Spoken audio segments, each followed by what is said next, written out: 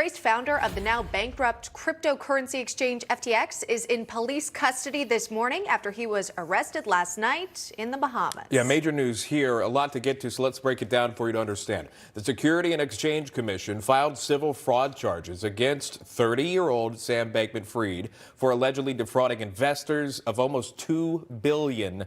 1.8 in fact. The Bahamian authorities, or the Attorney General's office, says the arrest of SBF was made at the request of the United States after criminal charges were filed.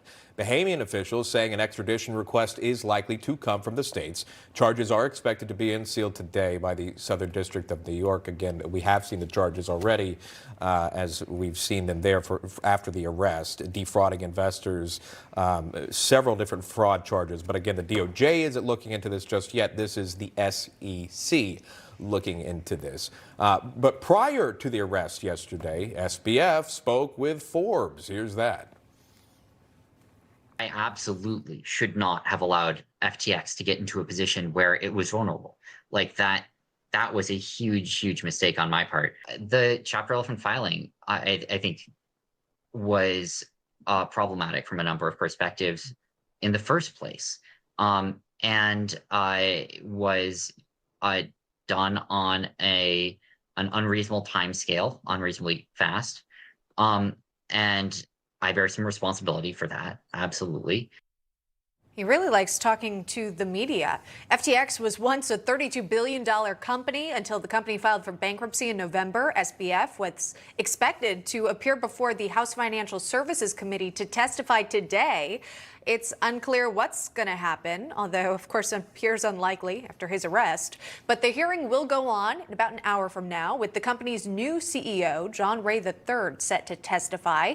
Many are wondering, where did all the money go? It's also been reported, of course, he was a major donor to Democrats ahead of the 2022 midterm cycle. But there are so many questions about how this collapsed. Yeah, so to be clear, he's not going to appear for any testimony today in front of that committee, but the acting CEO will.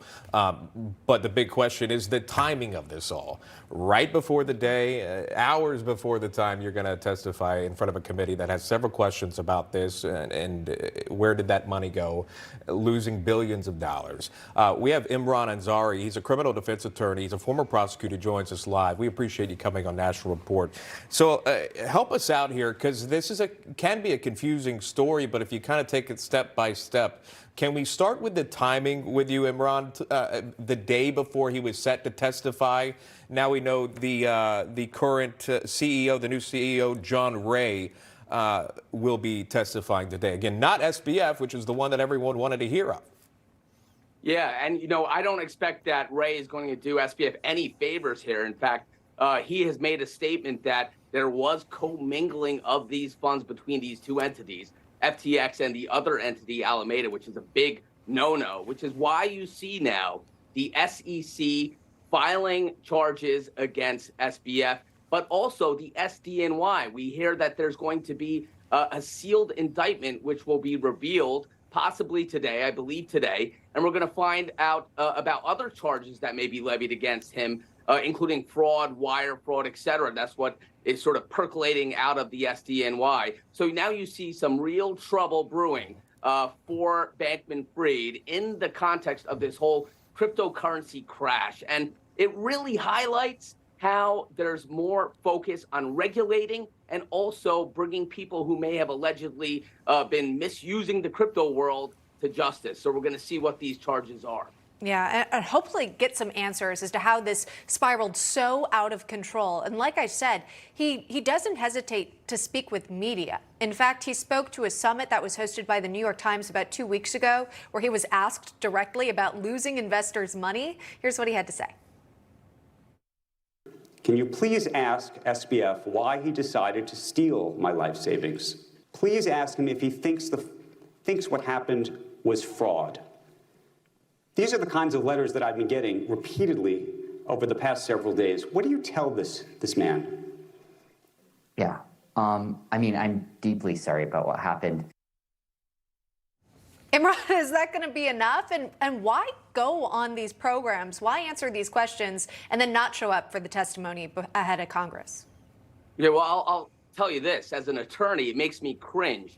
I'm sure his attorneys, seeing all his media contact, all the statements he's putting out there in the public domain about this, are cringing also, because you never want any admissions or quasi-admissions out there that could later be used against you in the court of law. By saying sorry, it's sort of admitting that you've done something wrong. Of course, he's trying to make it seem that this was just him not being a sophisticated businessman. He didn't mean any of this, and it wasn't intentional fraud. On the other hand, the prosecutors are going to be looking to do just that, prove that there was intentional fraud here, improper commingling of funds. And the more he speaks, the more the likely or possibility he may be making statements that could be used by these prosecutors later on. Final question for you: this, in your legal background, would Sam Bankman-Fried be advised at this point not to talk to a committee? He's been arrested. He's being charged by the SEC. Would this now be an excuse by his legal representation to say, hey, now don't cooperate?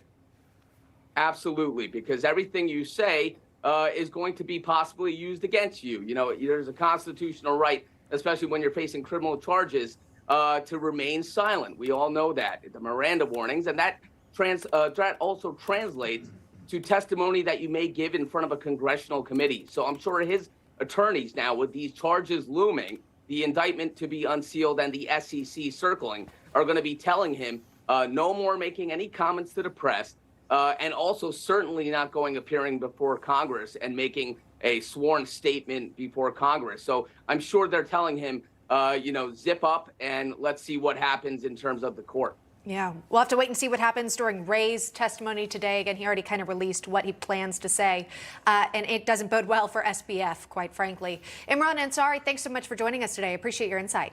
Thanks for having me. You're welcome.